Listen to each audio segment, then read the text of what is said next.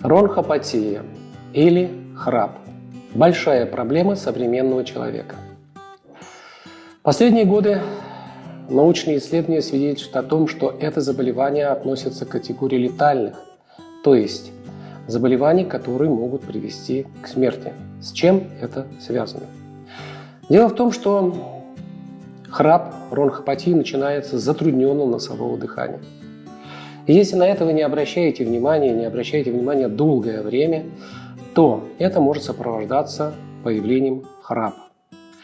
То есть затрудненное носовое дыхание приводит к ротовому дыханию и возникает вот такое состояние, которое мы называем храпом. Храп тоже имеет определенные фазы своего развития. Самая опасная фаза – это когда возникает апноэ во время храпа или остановка дыхания.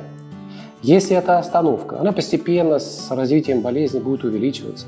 Сначала 3-5 секунд, потом 10-15, потом 60 или даже 1,5 минуты. Это ужасающее состояние, поскольку оно сопровождается явлениями гипоксии в крови. И для того, чтобы снова включился дыхательный центр, а это обычно 2-3 часа ночи, артериальное давление повышается до 200 мм ртутного столба и выше. Именно это является критическим моментом, когда может произойти разрыв сосудов, например, головного мозга, а это инсульт, или сердца, это инфаркт.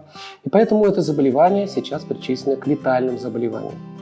Поэтому, начиная с оценки своего носового дыхания и заканчивая уже с имеющимся храпом, это является прямым показанием к немедленному обращению к специалисту оториноларингологу.